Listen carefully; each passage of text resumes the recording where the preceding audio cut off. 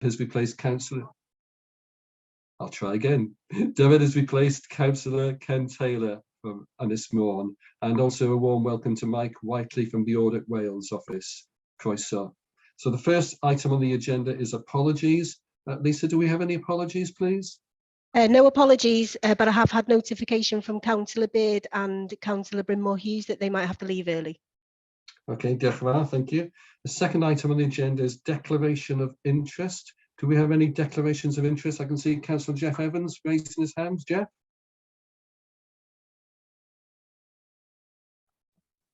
Yes, thank you, Mr. Chairman. I don't have any declaration of interest, but in relation to number one there, unfortunately, I am awaiting 2 phone calls on extremely urgent council business.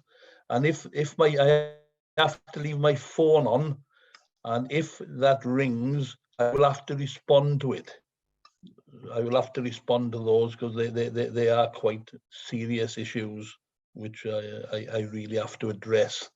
So I apologise that if that does ring, I'm hoping it doesn't interrupt this meeting, but if it does ring, then I will have to respond. Apologies. That's fine, Jeff. Thanks for letting us know. Are there any declarations of interest? I can't see any hands being raised. In that case, on to item 3, which is notice of urgent matters. I haven't received any notice of any urgent matters, so there won't be any to deal with. So we go on to item 4, which is minutes of the last meeting. So we'll deal first of all with accuracy. So if we look at page number 1 to begin with, page 2, page 3, page 4, and page 5, and page 6, and page 7, and page 8 to conclude. I can't see any hands raised, so could somebody formally propose that we accept the minutes of the last meeting, please? I think Councillor Dale Sylvester, Councillor Gareth Sandilands, could you all show that you accept the minutes of the last meeting, please?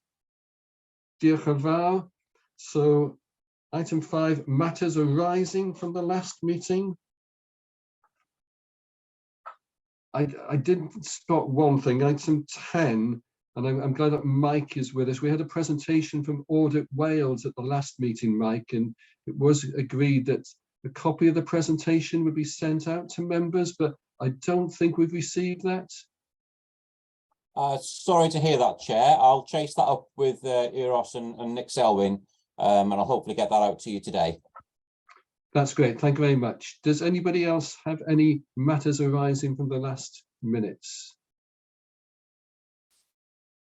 I can't see any of the hands being raised, so that's fine. So we'll move on to item 6, which is the Chair's report. So you've had a report detailing what meetings and events myself and the Deputy Chair have been attending over the last few months.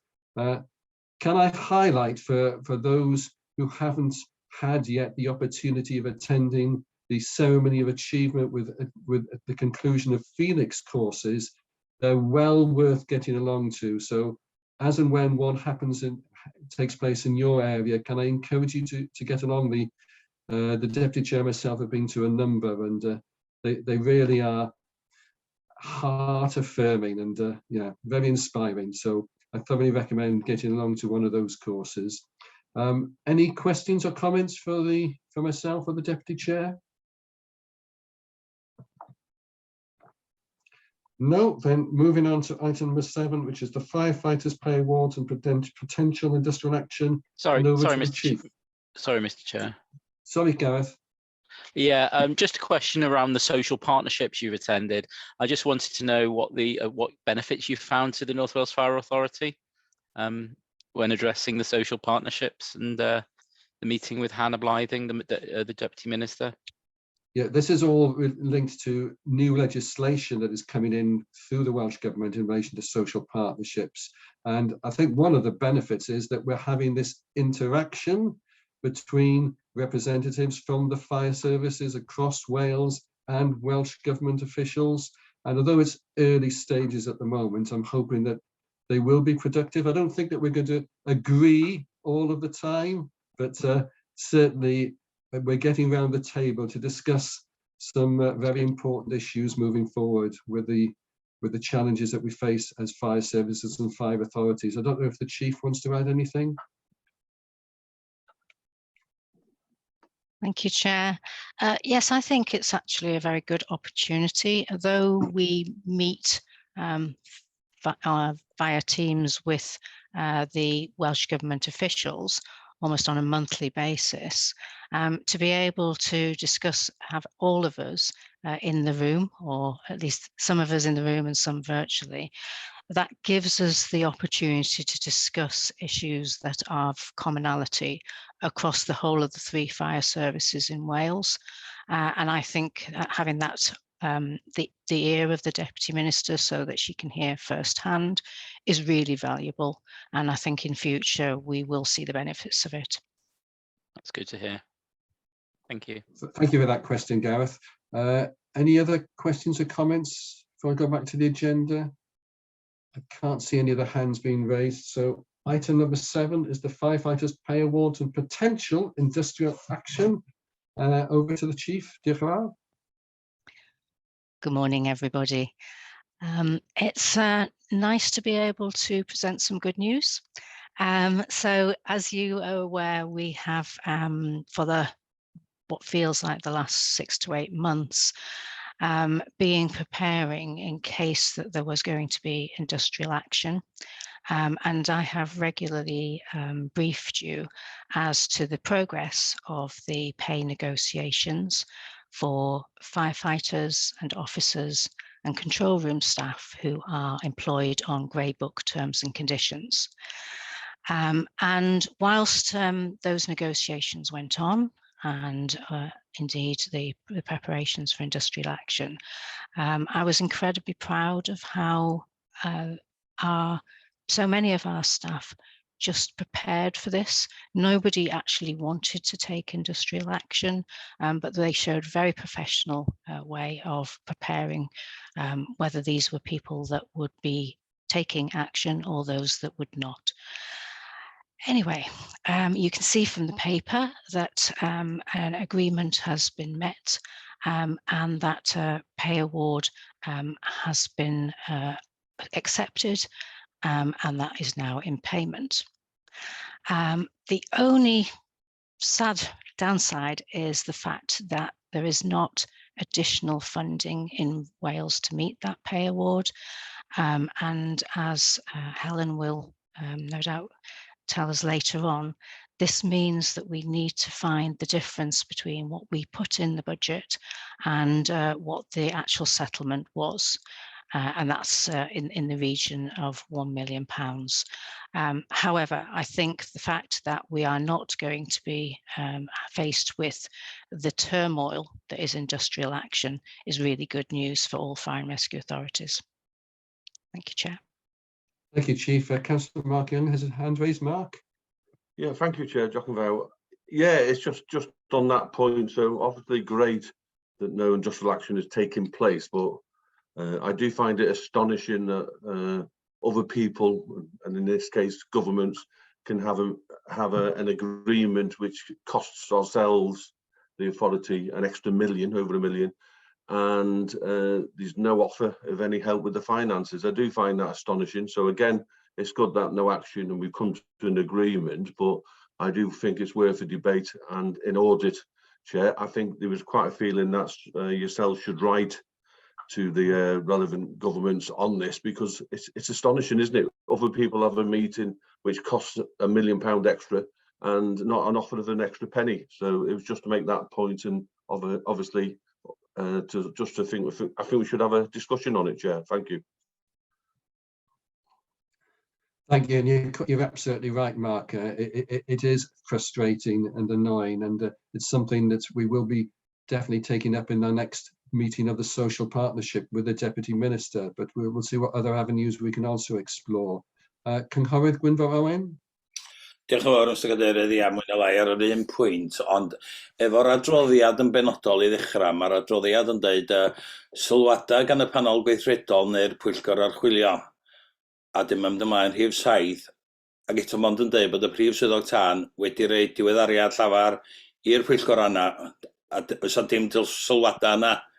Wedyn dwi'n dall pam bod y pennaw sylwadau gan y panel gweithredol neu'r pwyllgor archwilio, ond eto ydy'r sylwadau gyn y paneli yna, dim yn yr adroddiad. A mynd ar ôl y pwynt oedd cynghorydd Mark Eng yn neud rwan, yn y pwyllgor archwilio, er enghraifft, wnaethpwyd sylwadau pwysig iawn, sef bod angen tynnu sylw gwahanol awdurdodau lleol a'r aelodau seneddol a aelodau senedd i'r mater.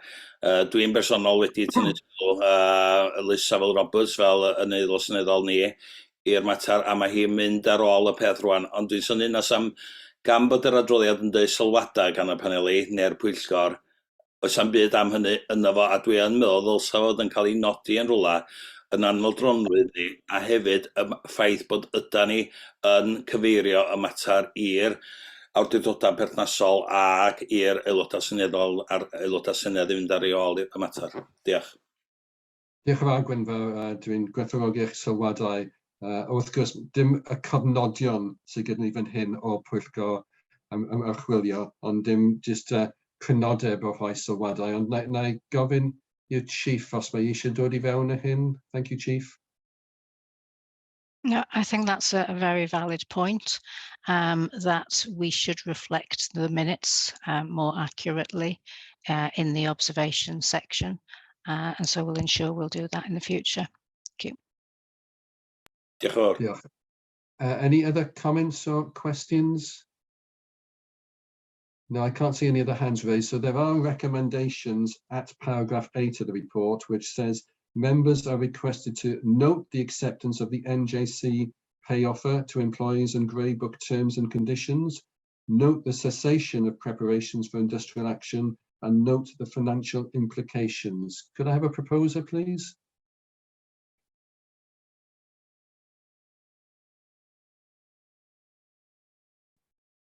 Diolch, John Brynmore. Seconder? Happy to second them, Chair. Thank you, Nigel. Will you all show that you agree with the recommendations? Diolch yn fawr. That's unanimous. So going on to the next item on the agenda, which is the provisional outturn for 2022-23. And it's Helen MacArthur, Assistant Chief Fire Officer, will be presenting this, I think. Diolch, Helen. Diolch, and bore da pawb. This is a standard paper that you receive it on most fire authority meetings, and it sets out the current forecast for the 2022-23 financial year, and notably was prepared as at the end of February. So currently the finance team is busy finalising the actual position, and this will be reported to members at the meeting the 17th of July, during which the draft accounts will also be presented.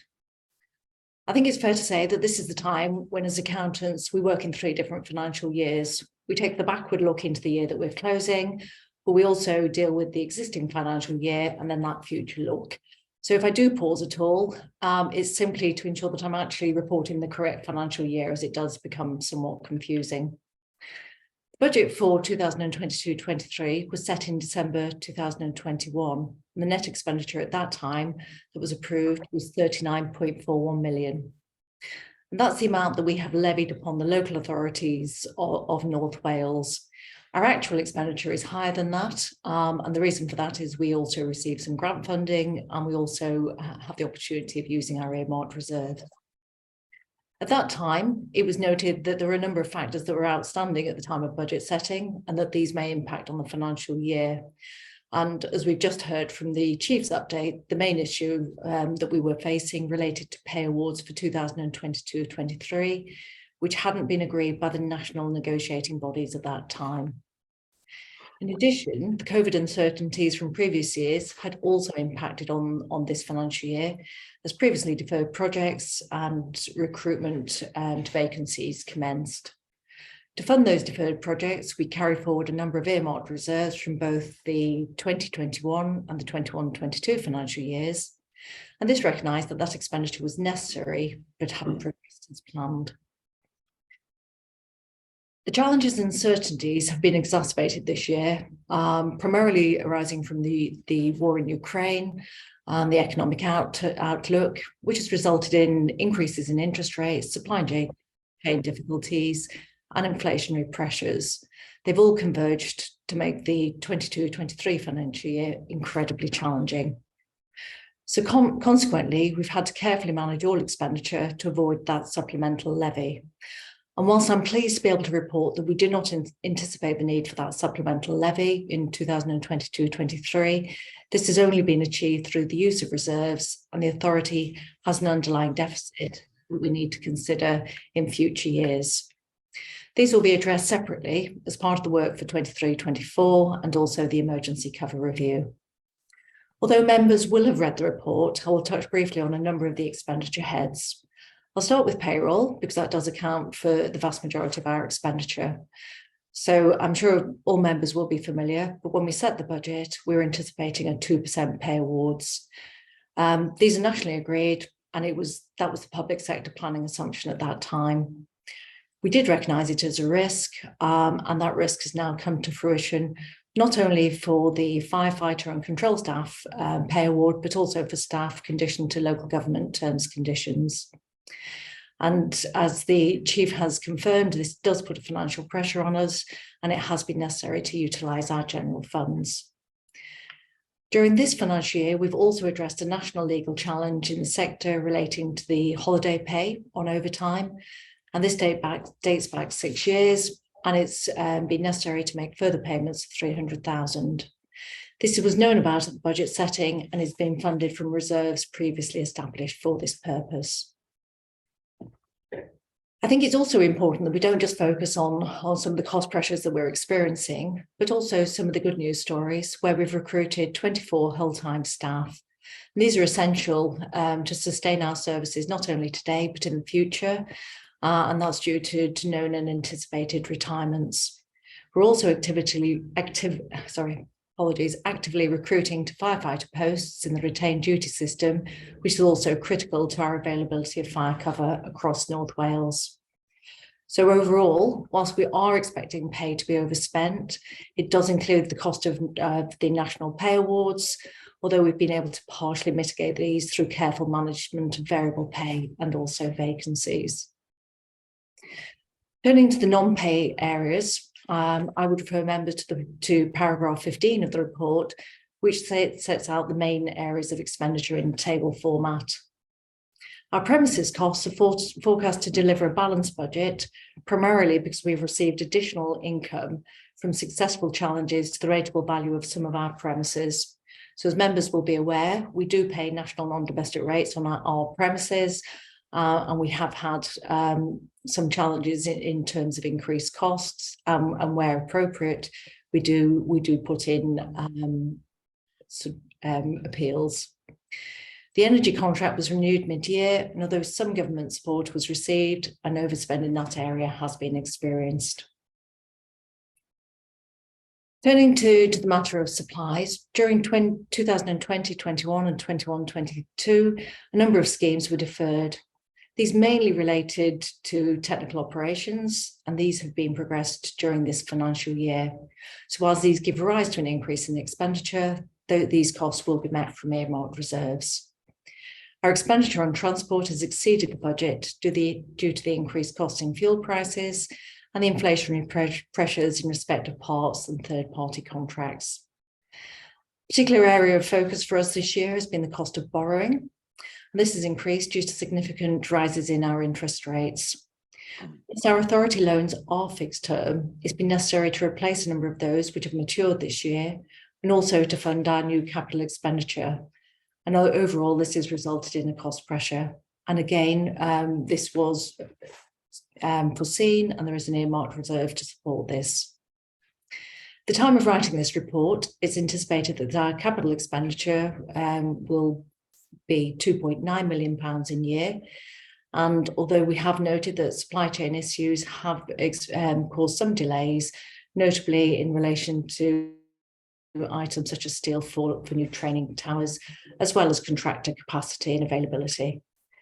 In summary, the net expenditure will be in line with the budget set, and this will be achieved through the use of general funds, general reserves to meet the additional payroll costs, and also earmarked reserves to fund projects that we've previously deferred. I must stress, though, that these figures are very much provisional at this current time, and the finance team is working to produce the annual accounts. So normally these are produced in draft format by the end of May and audited by the end of July. And since writing this report, we've received notification from Audit Wales that it doesn't actually have the capacity to achieve these timescales, and it's been communicated that a revised audit deadline of the end of November for all local authorities and fire authorities is in place. The end of May deadline is always a significant challenge, especially for a small team such as ours, and therefore members will receive the final draft accounts at its meeting on the 19th of July. Thank you. I'm happy to take any questions on the report from members. Thank you, Helen. Any questions from members for Helen, please?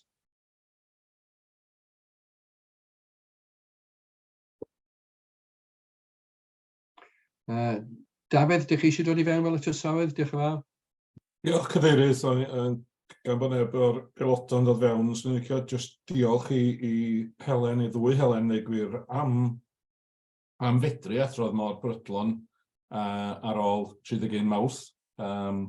Dipyn o waith I gael yr ffigurau yma yn ei lle a cael yr adroddiad allan mor amserol. Swn i'n cynodi fod y gwasanaeth wedi llwyddo I ffrwyno'r gorwariant. Mi oedden ni'n rhagamcanu gwariant o 42.4 miliwn yn ystod y flwyddyn, a mae hynny wedi cael ei ffrwyno I leihau I lawr I 41.4 miliwn erbyn diwedd y flwyddyn. Dyna'r provisional figure fel petai. Mae'r gorwariant yna, fel oedd Helen yn egluro, yn gwbl anorfod, oherwydd chwyddiant tal. Da ni gyd yn ymwybodol o hynny bod pay awards yn backdated, a chwyddiant arall straeon y flwyddyn dwytha, megis pris ynni a tanwydd ac yn y blaen, pawb yn gwbl cyfarwydd o hynny o'r byd tu allan i'r awdurdod wrth gwrs. Edrych yn ôl mae'r papur yma, a fi rhaid defnyddio cronfeydd, darpariaethau a balansa mwyn balansio y flwyddyn dan sylw. 22-23, ac mi fyddwn ni'n gofyn am eich cymeradwyaeth chi I hynny mwyn gallu symud ymlaen I gair cyfrifon yn drefnus. Wrth ddefnyddio y balansa reserfa heini, wrth gwrs, mae llai ar gael i'r dyfodol. Fel o Helen dweud, da ni'n edrych ymlaen I beidio codi ardoll ychwanegol yn ystod y flwyddyn, a mae hynny am adael ni, fel oedden ni'n adrodd yn y cyfarfod dwytha, am adael ni rhywfaint yn fyr pe bai rhyw ddigwyddiad mawr yn taro ni yn ystod y flwyddyn. Gobeithio wnaeth hynny ddim digwydd, ond o edrych ymlaen eto ac adseinio be oedd Gwynfor o ddeud, dwi'n meddwl, yn yr eitem flaenorol.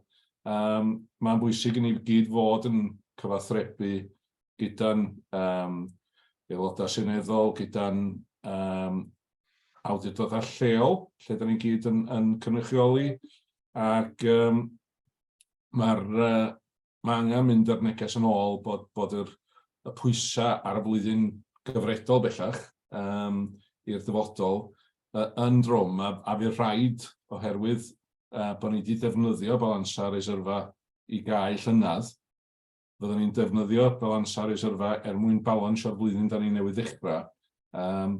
Wedyn am y flwyddyn olynol, mae'n anorfod fydd na naill llai doriadau sylweddol iawn, neu fydd na gynnydd sylweddol yn yr ardoll ar gyfer 24-25.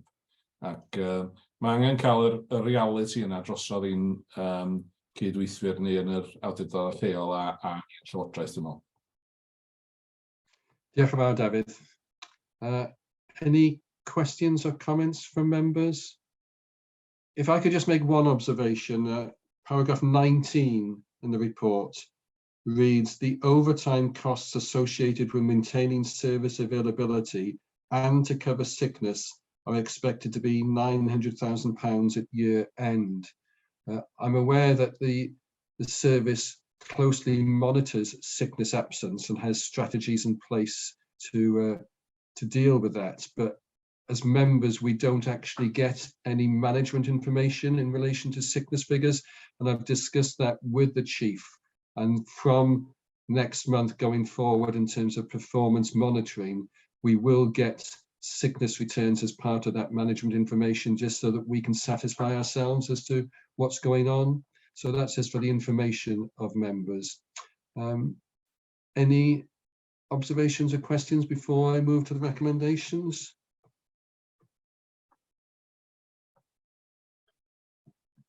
No, then if I can turn to paragraph 5 of the report, which deals with the recommendations, members are asked to note the draft revenue and capital outturn projections for 2022-23 financial year as detailed within the report, note the risks associated with inflation and supply chain issues, note the risks associated with the ongoing pay negotiations, and approve the use of earmarked and general fund reserves.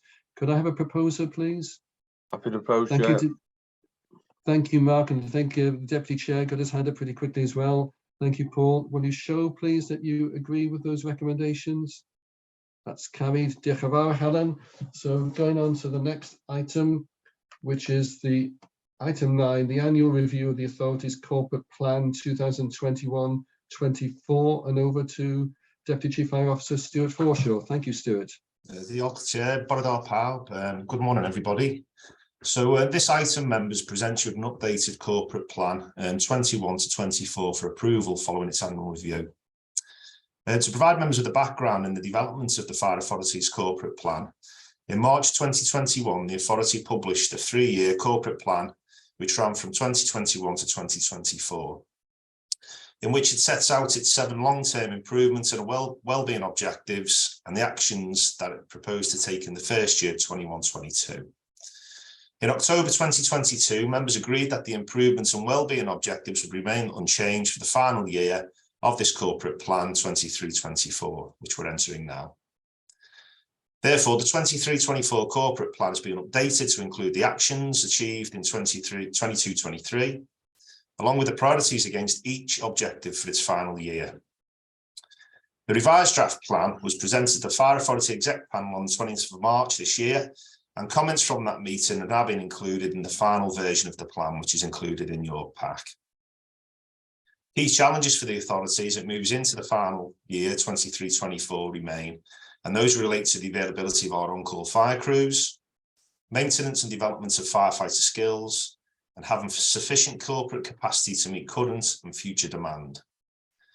Therefore, the authority's 23-24 annual plan, which is now incorporated into 21-24 corporate plan, continues to confirm the authority's long-term improvements and our well-being objectives, outline what actions are planned to be achieved or progressed by the North Wales Fire and Rescue Service, reflect the key challenges facing the authority, including the 3 that were clarified for the Chief Fire Officer's situational assessment, take into account Audit Wales findings and recommendations, and consider the recommendations from the Chief Fire and Rescue Advisor for Wales's thematic reviews.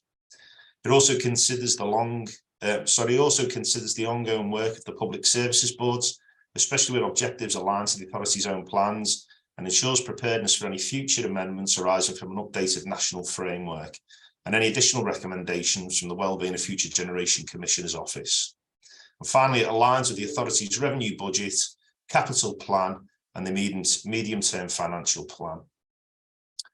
So members are asked to note the refreshed appearance of the 23-24 corporate plan, annual review in comparison to previous years. Note that the data contained within it is subject to final audit, though members would have received item 9B, which includes some of that missing data from the report, and that will be included before it's published. And finally, approve the publication on the service website of this 23-24 corporate plan. And diolch yn fawr, thank you everyone, and Chair, I'm happy to take any questions. Thank you, Stuart, and members will be aware that a lot of this information isn't new, it is an updated plan. Are there any questions or comments, please?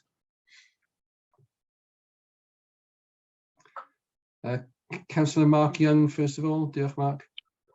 Thank you, Giacomo, and thank you, Stuart. It's just obviously it's the communication. It's a lot of data, and I think it goes towards showing people what they get for the money. So I just wonder how we communicate the data here. Are we doing that well enough? And just some feedback on that, because I think it's really important so the community and partners understand what they're getting from the service. So any comments on that, Stuart, would be helpful, Giacomo. Well, thanks for the question, Councillor Young. As mentioned, it is published on our website. And as you know, we will be undertaking some consultation meetings with various stakeholders, members of the public, regarding our emergency cover review. So there'll be an opportunity there, I would have thought, to maybe clarify how the service is funded, how it is seen as good value for money, and at the same time communicate some of the content which is included in the plan. So we'll take that forward. Thanks for that comment. Councillor Gareth Sandilands.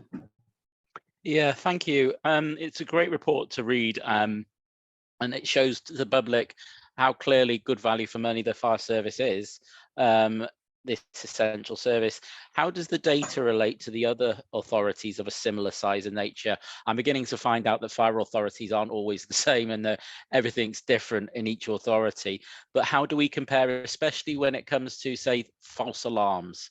I noticed there's a dramatic increase in false alarms, and I'd be keen to see what other authorities have done in good practice to reduce that, and perhaps that we can follow suit and get rid of those, get the false alarm rates dropping. Certainly, thank you.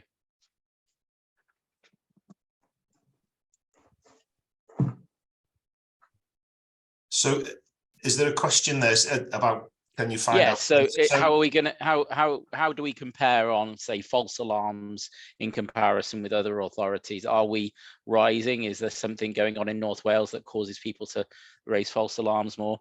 And is there a way of how are we tackling that? Because it's a huge issue. Thank you. Well, yeah, thanks for the question. I think as part of our performance monitoring, you know, the authority gets information around all areas of performance that we monitor, and fire alarms is one of those. And as previously highlighted in those performance reports, we have noticed an increase in false alarms. They generally are within both non-domestic and domestic settings.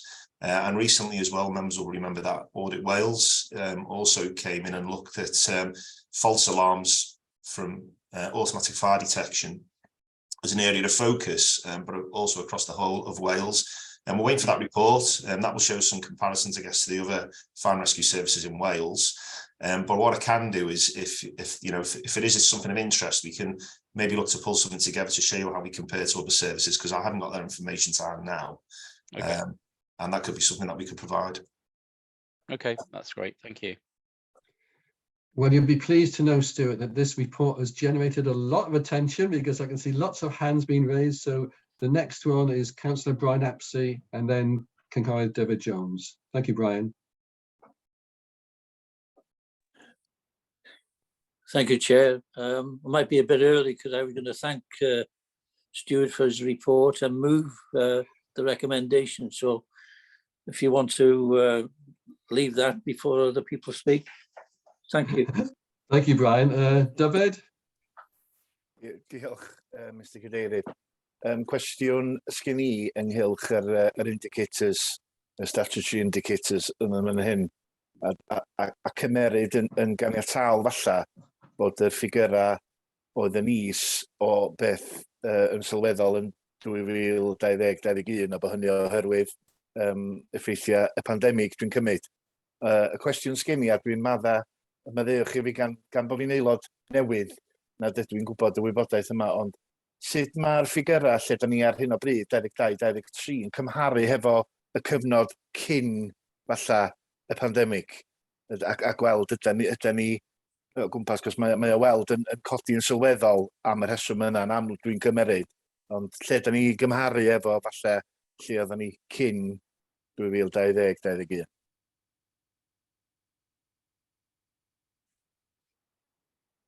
Thanks for the question, Councillor Jones. As mentioned, the kind of the more detailed information for performance is contained within the the performance reporting, the performance monitoring reports that we bring to authority every quarter, and you'll be getting to the the end of year report, which will be coming to the next authority when the authority meets again.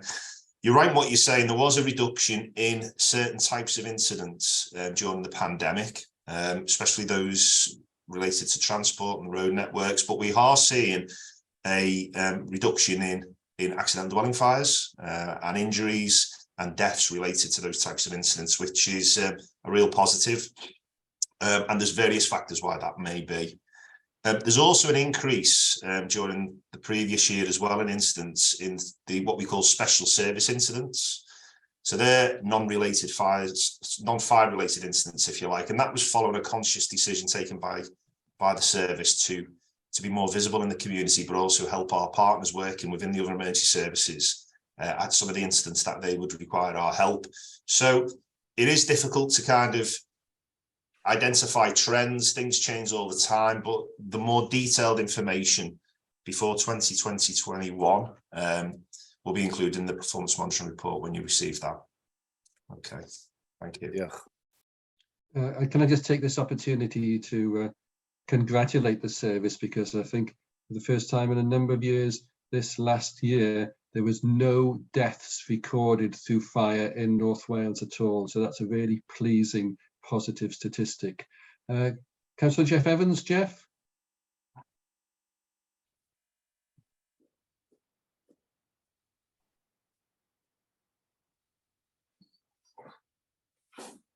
Unmute.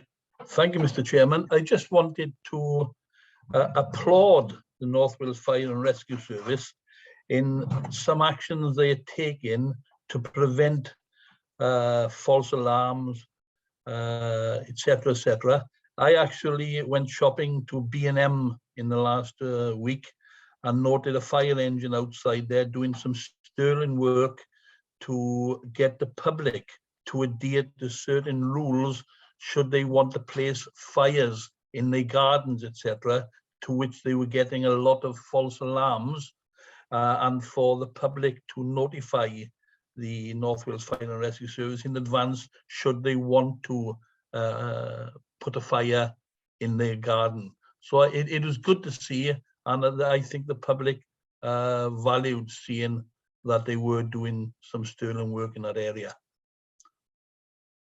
Thank you, Jeff, for that positive feedback, which I'm sure is much appreciated. Councillor Nigel Smith. Nigel? Thank you, Chair. It's just on the false alarms. It's concerning that a fifth of our calls are false, and I would welcome a report coming to audit to try and understand whether they're malicious false alarms or whether they're just automatically generated by equipment. Be interesting to understand that more. Thank you, Nigel. I think the Chief wants to come in.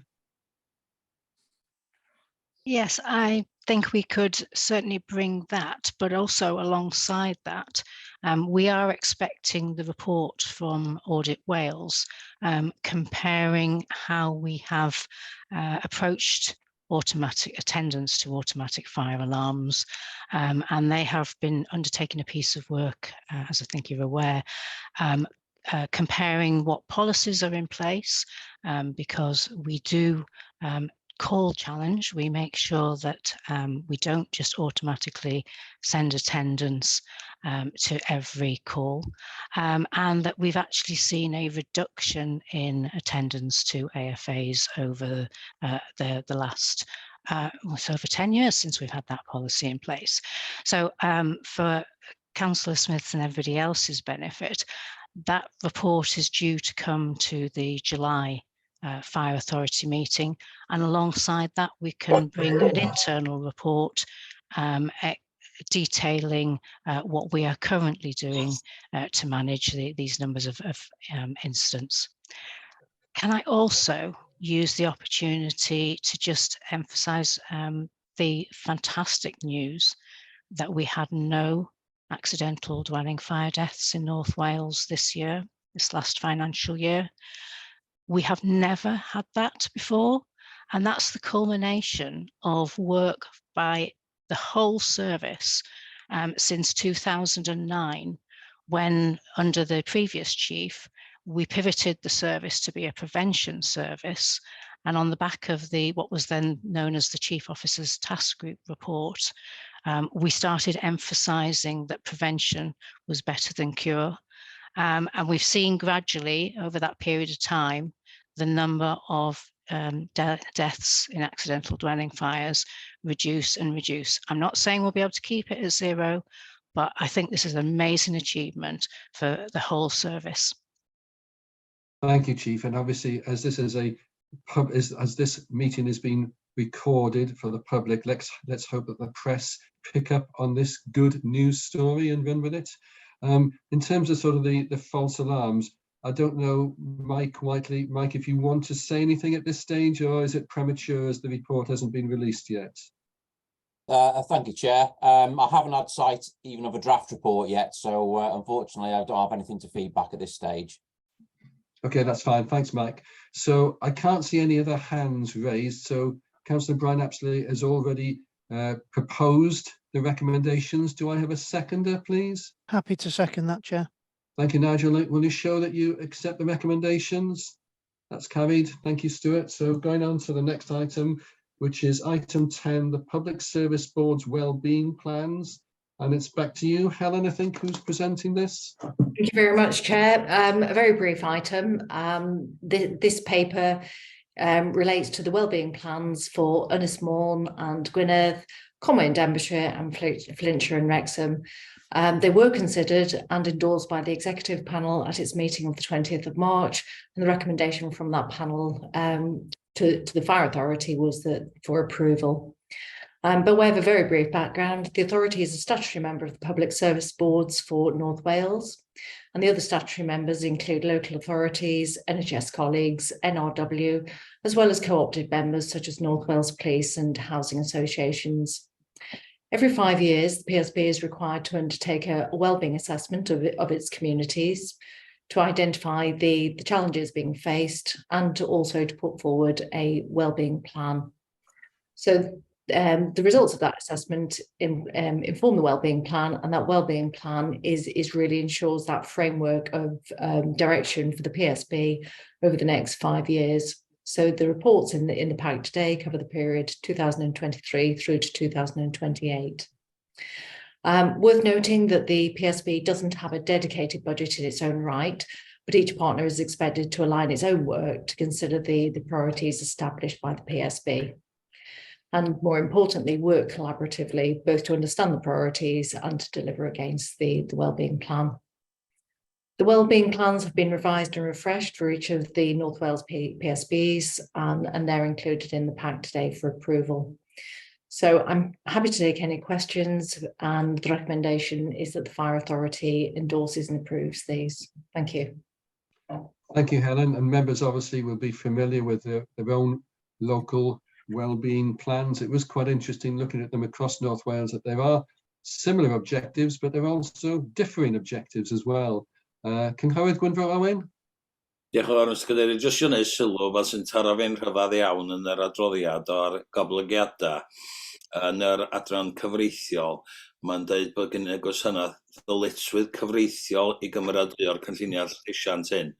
Felly, mae hon yn adroddiad, gyda ni'n dewis, os da ni eisiau neu beidio, mae haid ni gefnogi fo. A dwi'n just gweld hwnna yn adroddiad rhyfedd iawn i reid ymlaen, felly os gyda ni'n dewis, wel, na o, mae haid wneud, a be di pwynt i drafod ydyn nhw, just eisiau wneud y sylw yna, diolch. Ie, a hefyd does gen i ddim dewis, mae haid i ni derbyn y byddai gwasanaethau cyhoeddus hefyd, ond mater arall ydy hynny. As Helen has already pointed out, this report has been considered by the executive panel and who have endorsed the recommendations. So do we have a proposer that we accept the recommendations? Diolch Arwyn, a seconder. Thank you, Nigel. Will you all show? Diolch yn fawr. That's passed. So the next item on the agenda is item 11, which is the annual pay policy statement 2023-24. Back to you again, Helen, please. Diolch. Thank you. This is my final paper on the agenda today, and again another paper that has been through the executive panel. It's an annual document, and it's required to be published before the commencement of the financial year, which is why it went to the executive panel. And it's also a requirement under the Localism Act, and coupled with guidance from the Welsh Government, its overall aim is to provide transparency with regards to the pay for all employees. I won't go through the report line by line, but I will highlight a number of aspects that I believe are important and draw those to the attention of yourselves. So within section 3.2, this highlights that for all staff groups, we use national pay scales where they exist and advocate the collective bargaining arrangements. This includes both the cost of living annual review, which we've discussed in previous reports today. Within sections 4, 5 and 6, these deal with the arrangements for the remuneration of the Chief Fire Officer and senior staff. That includes the Principal Officer team and also the Monitoring Officer and the Treasurer. National pay scales do not exist for these roles, and salaries are benchmarked periodically against the sector averages. So notably, we don't pay any bonus for performance-related pay for any staff. That includes both the Chief Fire Officer and all of our senior staff. Section 9 provides the reader with a summary table of all of our employee groups, and this includes both the terms and conditions of service and also their pension arrangements. Part of the requirement for this report is to demonstrate the pay differentials across the staff groups. Our lowest paid employee receives an equivalent of £21,189 per annum, and that is as at April 2022. So whilst that will be subject to the pay award for 2023 when it's agreed, I can confirm that that's above the real living wage. The pay multiple for the CFO is 1 to 6.59, and that's within the spirit of the Hutton Review, which set a maximum multiple of 20 times. The multiple with the median full-time staff is 1 to 4.33. For all of our staff, we provide a range of support measures, and that includes such things as access to physiotherapy, corporate discounts, and employee assistance packages. Across the public sector, there has been some concern about individuals being engaged via personal service companies, and that's also known as off-payroll arrangements. And I can confirm that we don't routinely employ individuals in that mechanism, but where it is necessary, we undertake the full due diligence in terms of the taxation arrangements. In particular, I would refer members to the appendices, which set out salary scales applicable to all staff. I'm happy to take any queries or concerns or questions in relation to the report. Thank you, Chair. Thank you, Helen. So just to reiterate to members, this has been to the executive panel who have approved the report, and it is an annual statement that we have to, by law, approve, but the actual policy is unchanged from last year. I think it's worth emphasising. Concur with Owen Herold?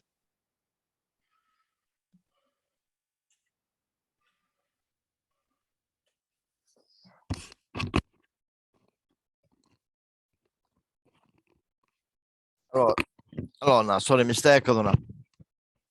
Okay. Councillor Nigel Smith. Nigel? Thanks, Chair. Just on page 105, I think it's 5.2, the remuneration of chief officers appointed. At the end, it says a car will be provided in order for them to carry out the roles. And I just wondered whether, in these financial times, I don't know of, I don't think in local authorities our chief officers are given a car to carry out their role. And I just wonder whether that's something we ought to perhaps be looking at audit going forward, the costs of that. Thank you, Chair. Thank you, Nigel. And as Chair of the Audit Committee, I'm sure that's something that you'll pick up on. I don't know if any of the SLT want to respond to that comment or not. I don't see any hands going up. Chief? I feel a bit uncomfortable answering on behalf of myself. I think what would be useful for members if maybe through the audit committee we explain the national terms and conditions of principal officers, and then you will understand where that comes from, and then that might make more help you in your decision making, because it does form part of the pay package of all principal officers. But we'll take that as an agenda item and bring that information to the audit committee. Thank you, Chief. Deputy Chair, Paul. Thank you, Chair. In the past, we've had a chief officer who's an operational chief officer, and for a chief officer who might have to go to incidents, major incidents, they may have to go at a blue light. So, you know, I can't see any problem with a chief officer having a car. That's all I've got to say. Thanks, Chair. Okay, I don't see any other hands raised, so can I have somebody to propose that we do note and accept the report? So approve the report. Thank you, Nigel. Thank you, Michelle. Will you show, please? That's passed. So item number 12, the Standards Committee Annual Report. And I think it's over to you, Gareth. Bore da. Bore da, pawb. Diolch, Cadeirydd. Good morning, all. Chair. This is the 18th annual report, as it says, of the Standards Committee, and the previous 17 reports have all been issued as a matter of good practice on behalf of the Standards Committee. This is the first year that a statutory duty exists upon Standards Committees to report in this way. So this is actually their first statutory report, noting that it's taken 17 years for for the legislation to catch up with us as a fire authority. Members can see the matters included within the report. I'll pick out key highlights only, if I might. One of the key things that the Standards Committee one of the key pieces of work that the Standards Committee undertakes, because there are so few complaints about members of this authority in particular, but fire authorities in general, the work has to be proactive. So they look through and they undertake a rolling review of the Constitution, reviewing key codes and protocols once per council term, once per authority term, to make sure that they remain up to date and pertinent. And the committee has now set a work programme for it to carry out all of those reviews between now and 2027. In addition to that, the committee has resolved to try and meet informally with yourself, the Vice Chair of the authority, and the Chair and Vice Chair of the Audit Committee, in order to, I suppose, to ensure that the work of the Standards Committee itself is directed appropriately, to see whether, as members, you feel there are any issues within the authority that need to be addressed, and whether it needs to focus its attention in any particular areas. And whilst they're not losing their impartiality, they're just trying to make sure that they're as thoroughly embedded into the work of the authority as they might be in doing so. We will be continuing, or the committee will be continuing, its practice of independent members attending meetings of the fire authority, different bodies, to view the work of those committees, checking matters such as compliance with the code, declarations of interest and so on, and reporting back, in order that they have first-hand experience of how the authority is participating, is run, and how its members participate. And I think perhaps importantly as well, as this is the first year following elections, the committee received a report about the training of authority members on the code. We have received confirmation that all members received primary training on the code at their constituent councils, and indeed we then did some fire authority specific training at the 2 induction sessions that we ran, and all but 6 members were able to attend those sessions. So, Chair, other than that, some of the issues within the report they're there because they have to be there. They're now prescribed in the form of the annual report, and it just details the number of meetings, the members of the committee, and so on. But I think those are the key points. I'm happy to take any questions if there are on either the issues that I've raised or any parts of the report that I haven't covered. Thank you, Gareth. Are there any questions or comments for Gareth, please? No, in that case, can we move to the recommendation, which is simply that we note the annual report? Can I have somebody to propose, please? I think it was a dead heat between Nigel and the deputy chair, so we'll take Nigel as proposing, the deputy chair as seconding. Hope that doesn't upset you, Paul. Really show your hands, please. Right. Thank you, that's passed. So back to you again, Gareth, for the next item, please, which is the reappointment of independent members to serve on the authority's standards committee. Thank you, Chair.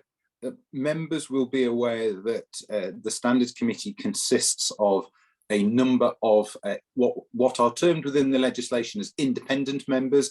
These are people who are co-opted onto the authority following an initial open advertisement and recruitment process.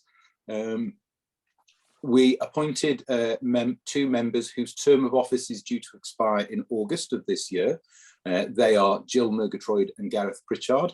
Their first term of office has come to an end, and they are entitled to serve one more term should we wish to do so, or able to serve one more term should we wish to reappoint them. As an authority, we are able to reappoint members without going through the advertisement process again, but we can only do that once. Should you wish to reappoint Jill and Gareth, then at the end of their term in 2027, we will have to carry out a fresh advertisement process to recruit 2 new members to the committee. We have spoken informally to both Jill Murgatroyd and Gareth Pritchard to understand whether they would be willing to serve again if reappointed, and they have indicated that they would be happy to do so. So, Chair, the question is, would the authority wish to reappoint those 2 members?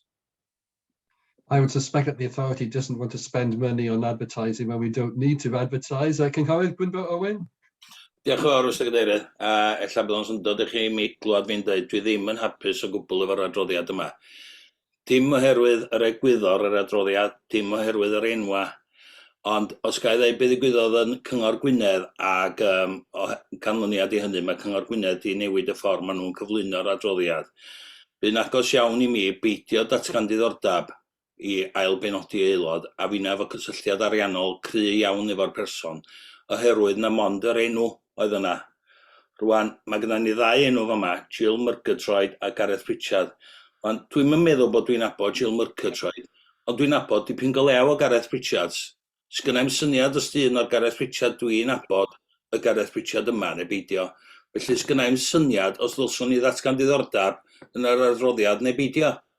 A felly mae hwnna'n broblem i mi. Dwi'n meddwl ddylsan ni fod yn cael mwy o wybodaeth am y bobl yma, o pwy ydyn nhw'n union, ond hefyd pa arbenigedd sgynnyn nhw i wneud y swydd. A da ni jyst dweud, o iawn, nhw'n ni jyst ailbenodi nhw. Ydyn nhw bobl addas i'r swydd? Dim syniad gyda ni. A felly dwi jyst yn meddwl dylsan ni gael llawer mwy o wybodaeth. A fedra i, heb wybod mwy am pwydi'r bobl yma, fedra i'n gweld sut fedra i bleidleisio o blaid y bobl ac ella bod dwi'n torri'r rheol datgan diddordeb trwy wneud. Diolch yn fawr, Gwynfor. Dwi'n meddwl bod chi'n gwneud pwynt dilys iawn fan hyn. Wrth gwrs, efallai bys y gwybodaeth wedi bod ar gael yn ystod y tymor diwetha, ond wrth gwrs mae gyda ni aelodau newydd rwan, a mae rhaid i fi cyfadde dwi'n nabod Gareth Pritchard yn dda, a dwi ddim yn siŵr os mae rhaid i fi datgan diddordeb. So, Gareth, any observations, please? Can you help us? Indeed, Chair, it's a fair point. When we do the appointments, we put up a pen portrait so that members are able, because we have an interview panel who see the candidates, they then select the favoured candidates, and we put up a pen portrait so that the authority understands and can have some assurance around the appointments that they're making. Many people will know Gareth Pritchard because, of course, he was Deputy Chief Constable for a time at North Wales Police. So for Councillor Owen, if any of the Gareth Pritchards he knows were Deputy Chief Constable, and it's the same one, quite possibly not, though, because it might be quite a common name. We have the pen portraits, Chair. We have until August, so I'm I'm happy to circulate. I think we have an authority meeting in July, at which we could make the reappointment, noting that if we don't, then of course we'd have very little time left in which to carry out an advertising process. But I'm sure there'd be a way of making a temporary appointment whilst we advertise. So give the authority those two options. They can appoint on the strength that these people have been through a recruitment process, have been recommended once already, and the authority might wish to to take that on trust, as it were, and reappoint. Alternatively, if the authority wishes, we can bring back the pen portraits to the next meeting of the authority, so that members have that information. Unfortunately, Chair, what we can't do is delegate this decision in the interim, because it is a decision that only the full authority can make. It's not one that can be delegated, I'm afraid, at all. Thank you, Gareth, for that explanation. And on the point, if we do know the candidates personally, do we have to declare an interest? In relation to Gareth Pritchard, I suspect a number of councillors might know him in his guise as in his former guise as the Deputy Chief Constable.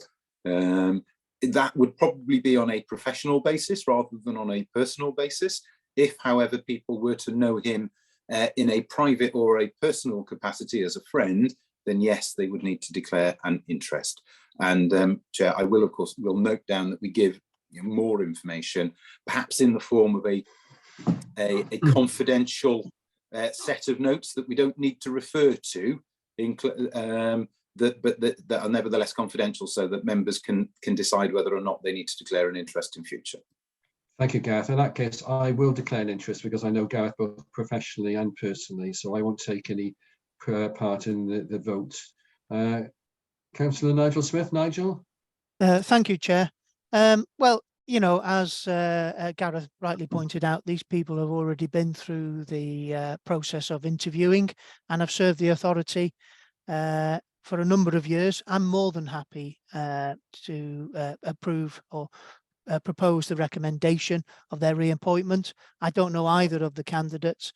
With Gareth, I don't know whether that's a good thing or a bad thing with his former profession, but I would be more than happy to propose that they're reappointed. Thank you, Chair. Thank you for that, Nigel. Councillor Brian Apsley. Brian?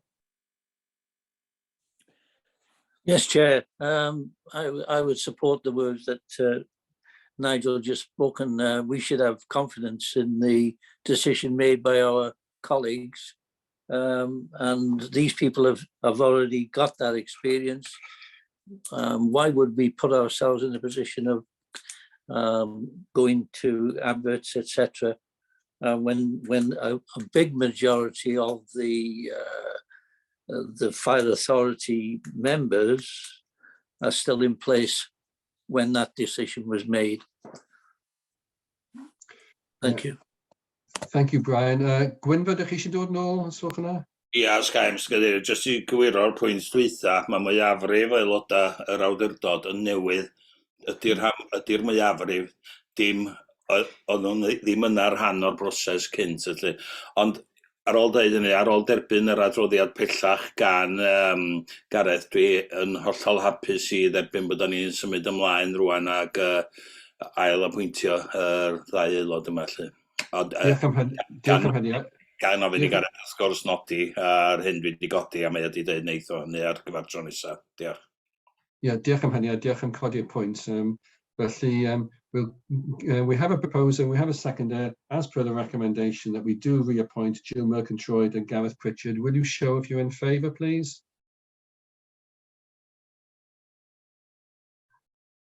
Okay, that's passed. Diolch yn fawr, thank you. So on to item 14, which is the progress report on the emergency cover review. And I think it's ACFO Stuart Millington who's presenting this. Go ahead, Stuart. Diolch Cadeirydd, bore da pawb. This report provides members with an overview of why it's necessary for us to undertake a review of emergency cover, as well as providing an update of the progress made in working groups so far. So in 2021, Audit Wales made a recommendation as part of their review of corporate resilience in North Wales Fire and Rescue Authority to review station locations and identify opportunities to optimise emergency response arrangements. And in addition to this, and during the Chief Fire Officer's situational assessment, one of the key risks identified was in relation to the difficulties in securing sufficient firefighter availability in rural locations that rely on on-call firefighters who are conditioned to the retained duty system. As you know, only 8 of our 44 fire stations are staffed by full-time firefighters, with over 80% of the service's fire engines being staffed by on-call firefighters. Members will recall from previous sessions the challenges that are associated with operating the retained duty system, and that this is not only a local challenge, but is one that's replicated nationally. Members will also recall a recent decision following it becoming increasingly difficult to maintain the previously agreed minimum response model without incurring high costs, to pilot an operating model where a minimum of 18 strategically located fire appliances will be guaranteed each day instead of the previous number of 20. The authorities previously agreed for an emergency cover review to be undertaken, and the service subsequently commissioned an independent company who have previously carried out this work in fire and rescue services across the country. They were asked to examine our current emergency response model and consider where it may be possible for improvements to be made. Using extensive data sets, including previous incident data, population data, demographics, road networks, and other current or potential future risks, ORH, which is the external contractor, have been able to develop a suite of options for consideration in the working group sessions that took place on the 14th of March and on the 4th of April. The paper within your packs describes the 4 potential models that were presented in the most recent working group on the 4th of April. And these were a model that would maintain the current station profile with an increase of up to 3 additional day staff locations that would require an increase in costs. A model that would maintain our existing station locations, but would redistribute existing staff and allow for an increase of 5-day staff stations whilst being cost neutral. Thirdly, a model that would also keep existing station locations, but redistribute existing staff and would allow for an increase of 3-day staff stations, as well as making some savings. And finally, a model that keeps our current whole-time station locations and includes 1 additional day staff location, but would close 5 on-call stations in various locations across North Wales. And this model would also realise some savings. So members who attended the working group debated all of these models, as well as other combinations, before asking ORH to go away and do some work and some more work around a reduced suite of 3 options that are a blend of the 4 options that are originally presented. The work that will now follow will be to consider all implications and costs associated with the 3 options that will be presented for consideration to the next workshop sessions on the 2nd of May. And following this session, it's the intention to bring a recommendation about the preferred model to go out to public consultation to the full Fire and Rescue Authority meeting in July. So members are requested to note the contents of this report as well as the progress made in the working group. And Chair, I'm happy to take any questions. Thank you, Stuart. So just to emphasise to members, this is a progress report. So we're not here to actually make any decisions on the recommendations or so any decisions on the options that are listed in the report today. So any questions or comments for Stuart, please? Chief, do you want to come in? Yes, I just wanted to emphasise what you've said about there's no decisions being made at this meeting, or indeed there will be a paper coming to the next executive panel which will explore in more detail some of these options. But again, that is not for decision making. It's simply to recommend what the Fire Authority might decide to go out to public consultation. The intention is that any options that members wish to explore with the public should be out to consultation over July and August and into September. And then with that information, we will be able to make decisions not only to improve fire cover in North Wales, but also that it will have an impact on our budget setting in the autumn. So, this is very much a sort of letting you and the public know that we are working on a number of ideas and concepts. It is not to say that these are the concepts that we will be consulting upon. Thank you, Chief. Councillor Mark Young. Mark? Yeah, thank you, Jochen, Chair. So I just wondered whether we needed to share who is on the working group. So it was just your thoughts on that, Chair. So I think the name should be there, but there might be a reason why they're not. So just would like some input on that, please. I don't see any problem at all in terms of us in future, yes, putting the names down. I agree with that. And just to remind everybody, we've sought to have one representative from each local authority across North Wales, so that there's 6 representatives on each working group. Although we are missing a couple, and I'll come on to that and in the next 2 reports. Gareth? I was just going to say, Chair, that the members of the Emergency Fire Cover Working Group are yourself and the Vice Chair, Councillor Cunningham. Then we have Councillor Mark Jones from Wrexham, Nigel Smith from Conwy, Arwyn Harold-Roberts from Gwynedd, and Mark Young from Denbighshire. Thank you, Gareth. Any other comments or questions before we move to the recommendation? No, so the recommendation is quite simply that we note the progress report at this stage. Can I have somebody to propose, please? Thank you, Deputy Chair. I think Brian Apsley, you were second. So will you show that you accept the reports, please? That's great. Thank you very much, Deputy. So item 15 is the Environmental Strategy 2023 to 2030 and the report on the progress of that working group. And I think it's you again, Stuart, please. This report seeks to provide an update in relation to the progress made in the Environmental and Sustainability Working Group. As members know, the Environment Wales Act 2016 sets out an ambition for net zero carbon emissions across Wales by 2050, but that this ambition was taken a stage further by Welsh Government as they aspire for public sector bodies, including fire and rescue services, to be carbon neutral by 2030. In addition to Welsh Government requirements, the service are signatories to the Emergency Services Environment and Sustainability Group commitments, and these 6 commitments can be seen in section 8 of the report. Similarly to how members will have experienced in their own constituent authorities, carbon emissions are reported and aligned under 3 scope categories, these being scope 1, direct emissions, and these are the emissions from vehicles or from gas burning heating systems. Scope 2, which are the indirect emissions. Currently, this relates to our electricity supplies. And Scope 3, also indirect emissions, but this is being in relation to our supply chain.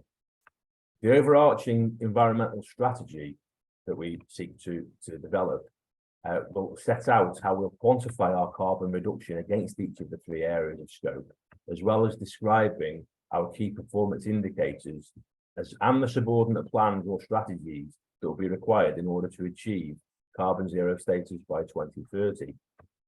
The current thinking in relation to what these strategies and plans relate to can be seen in section 13 of the report and include a social value and sustainable procurement strategy, a fleet decarbonisation plan, a waste reduction strategy, a heating decarbonisation plan, a power decarbonisation plan.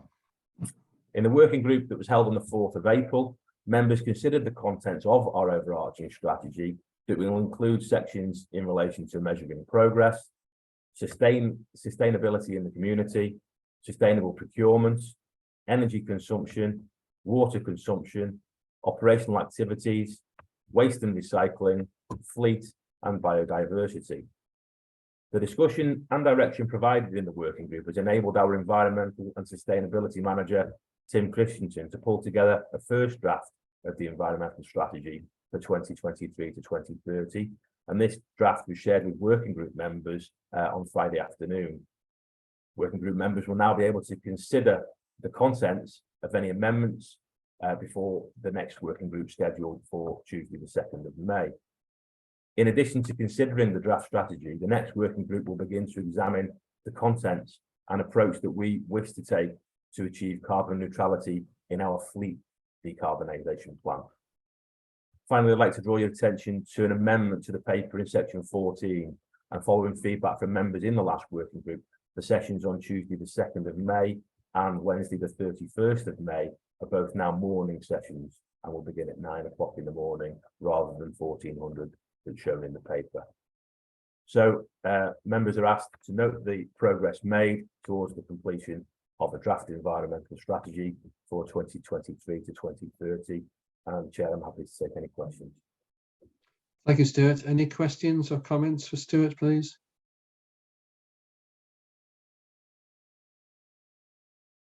Councillor Michelle Walker. Michelle? Hiya. I was just want to say that I was unable to attend the last meeting, but I will be there on the 2nd of May at 9 AM. Thank and you, I've Michelle. read the minutes from that meeting. Thank you. Thank you. Sorry, can I point out that we are missing one representative from the Wrexham local authority? So can I please encourage the Wrexham members to get together, or for somebody to put their name forward to be on this working group, which I think is very important. And you can perhaps, oh, Beverly, are you putting your name forward, please, Beverly? No, I'm not, Chair. What I am doing is referring to an email that was sent on the 14th of April from Matthew Foster in our monitoring service, advising that these decisions for the monitoring working groups are currently with the leader of the council. And as soon as he's made a decision, he will be informing the fire authority. So I just wanted to make you aware of that, Chair. Thank you. Oh, thank you for that, Beverly, because we also need a representative from Wrexham for the training centre working group as well, which is the next item on the agenda. But I may be wrong here, but I think that the actual decisions are taken by the fire authority. Gareth, do you want to come in there? Thank you, Chair. Yes, as an authority, we do invite constituent councils to make nominations to some bodies within the authority. So, for example, the members of the Executive Panel and Audit Committee, we invite authorities to make those nominations specifically, but not all. So, for example, the Standards Committee is, the appointments to that are made entirely by the Fire Authority itself. And certainly for informal working groups, those are matters within the gift of the Fire Authority rather than constituent councils. And I have sent a response to Mr. Foster this morning. Thank you for that, Gareth. But obviously the important thing is that we have a representative from Wrexham and both these other two working groups. Michelle, do you want to come in, please? Sorry, that might be an old hand. Okay. Sorry. I can't see any other hands raised, so the report is just for noting at this stage. Can I have somebody to propose, please? Chair, Chair, Chris Hughes. Yeah. I'm happy to propose.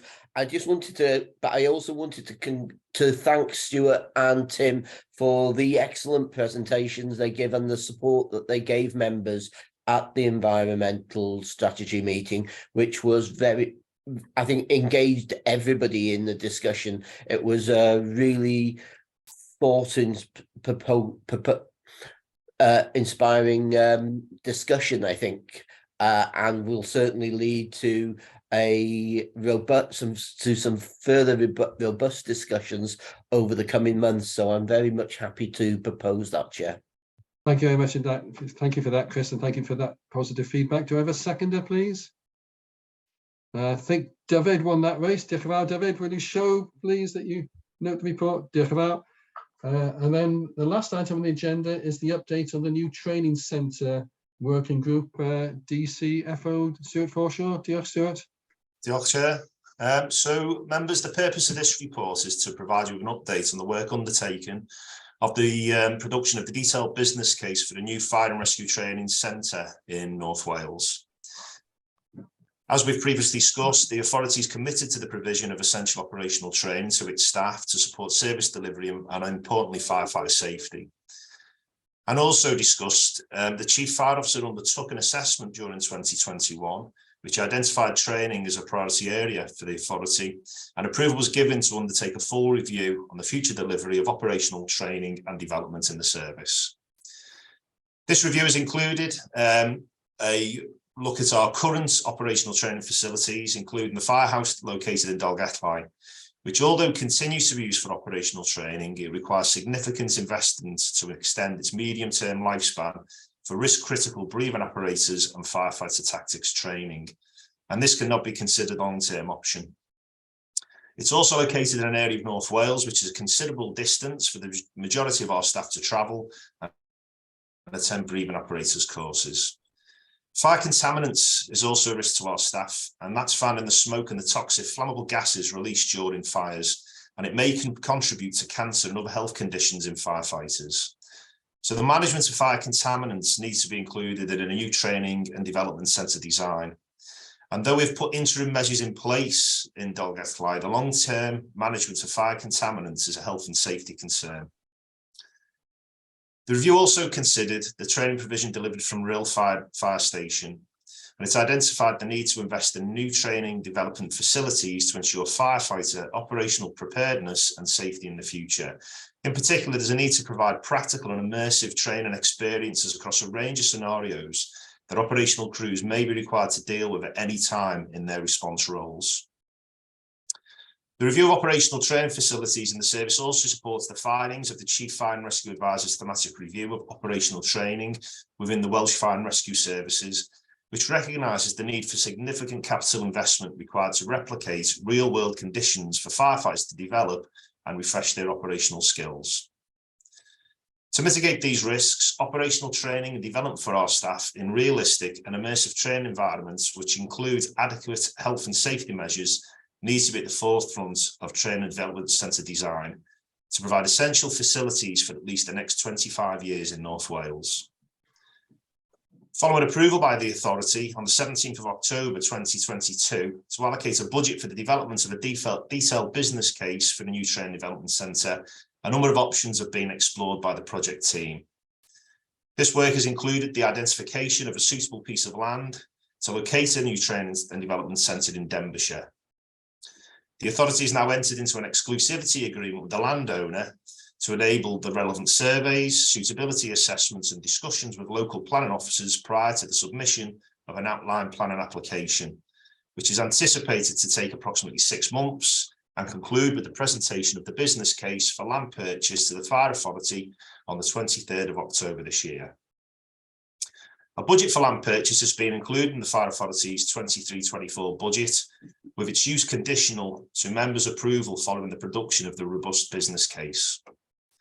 Separate to the land purchase, the detailed business case for the new training development centre is scheduled to be completed for July this year, and again this will be brought to members for further scrutiny and approval at that time.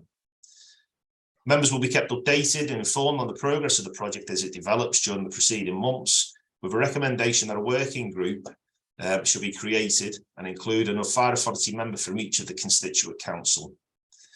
Therefore, recommendations include that members note the background to the review of the fire and rescue training facilities in North Wales, note that the current training provision is reaching the end of its life, note that the next stage of the project has commenced to confirm suitability of the identified land, note the timescale set out in the report and the provision of a detailed business case for members' consideration, and identify members for each constituent council to form a working group to help develop and scrutinise plans for the new training centre. And since this report was presented to the Fire Authority Committee and drafted, 5 members have now joined a working group which met for the first time last week. So thank you for listening. I'm happy to take any questions, Chair. Diolch yn fawr.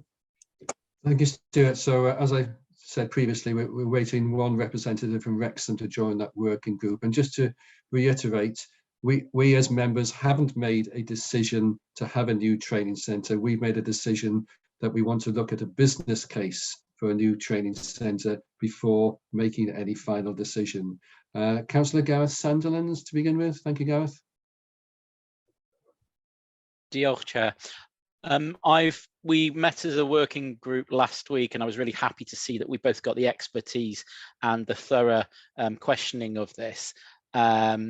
It looks like quite an exciting proposal, and now as a member I personally understand the reasons why we must move ahead and get a new training centre, and hopefully it will be value for money in the future, to rest assured.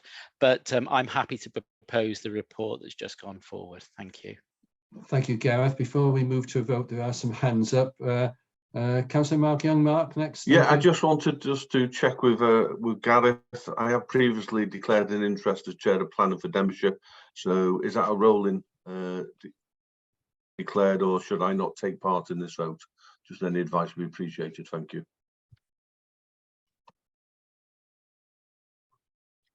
So as the item is looking at the business case rather than the planning issues, so noting at best, Mark, it would, Councillor Young, it would be a personal interest at this stage. Okay, okay, thank you. Thank you, Gareth. Deputy Chair, Paul. Thank you, Chair. Having seen or having been at the meeting the other day regarding the new training centre, or the proposed new training centre, and as a former member of the Fire Authority, or sorry, as a former member of the Fire and Rescue Service, and actually having been an instructor in a training school, I am overjoyed at seeing some of the proposals that they're offering. And if I was younger and still in the Fire and Rescue Service, I would love to be in the training department when this is achieved. Thank you. Thank you, Paul. Councillor Gareth Roberts. Gareth? Hello, Bore da. Yes, just a quick question, please. I'd like to know what has been investigated with regards to sharing these facilities with North Wales Ambulance Service and also the police to save, some public money in these times, please. Thank you. Yeah. Diolch. Stuart? Yeah, so very early stages of the project. We've had, well, I've personally had initial discussions with the Deputy Chief Constable, North Wales Police, around our plans. And I know that through the Joint Emergency Services group that the Chief attends as well, that there is awareness of our plans as well on a national level with the Welsh Ambulance Service. So it's very early days. There are, like I say, further discussions we can have around how we can maybe share the facilities. Collaboration is key. I think looking at the plans that we've discussed at the working group last week around how we could become a centre of excellence for certain areas and being able to share our site with other emergency services, other partners as well. So yeah, it's all part of the discussions at the moment, but it is still early days. Thank you. Councillor Nigel Smith. Nigel? Thank you, Chair. I mean, there is no doubt that our once state-of-the-art facility in Dolgellau many years ago has fallen behind and is showing its age. For me, I'd be happy to propose that we note this report, but with my audit head on, I just worry that it's affordable. But we will find out, no doubt. Thank you. I'm sure that we will scrutinise the business case very closely. So it had already been proposed, so I'll take you as seconder, Nigel, if I may. I can't see any other hands raised, so will you show that you accept the recommendations, please? Champion, that is passed. So Gareth, you still got, is that just voting, Gareth Sandilands, yeah? Yeah. So that brings the agenda to a close. Can I thank everybody for their contributions and participation today? Diolch yn fawr pawb. Take care. Thank you. Thank you, Chair. Thank you, everybody. Diolch pawb. Diolch. Yeah. Will. Bye. Bye-bye. Will.